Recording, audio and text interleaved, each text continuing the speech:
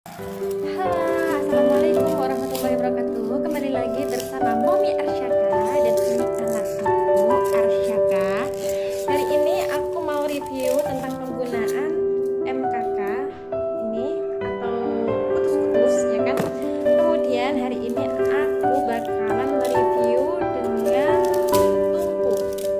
Ini tungkunya belum aku buka.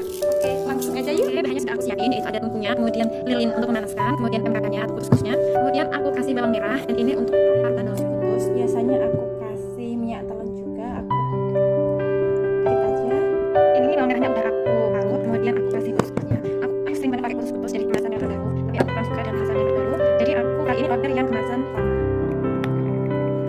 Halo, aku udah mandi.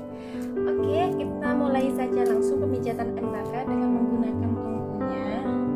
Ini udah aku nyalain lilinnya. Dan tips lagi untuk ibu-ibu yang di luar sana yang udah nonton ini, aku kasih masukan aja sebelum kalian melakukan pemijatan, kalian harus memandikan anak kalian biar mengurangi terjadinya infeksi. Karena kalau mandi kan udah bersih, jadi kalau selama masa pemijatan kan ada fase itu pembukaan pori-pori, jadi kandungannya nggak bisa lebih bersih dan lebih steril dari kemarin. Ayo langsung aja kita lihat pemijatannya. Pertama-tama kita pijat daerah dada.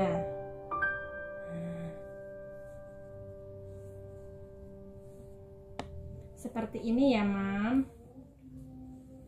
Secara beruknya aku kasih tambahan di perut. Nah, secara melingkar sesuai dengan arah usus pada bayi kita.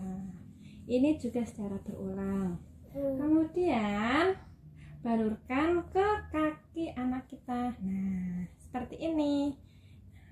Dari arah tungkai ke arah ujung kaki. Dari kaki kanan dan kaki kiri. Iya sayang. Aduh.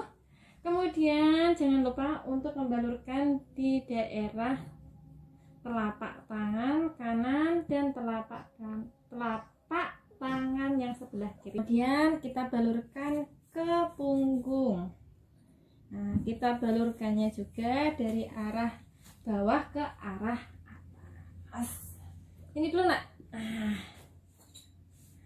Kita kasih mainan di depannya. Biar apa? Biar mereka tertarik untuk tengkurap. Kita balurkan secara merata dari arah bawah ke arah atas.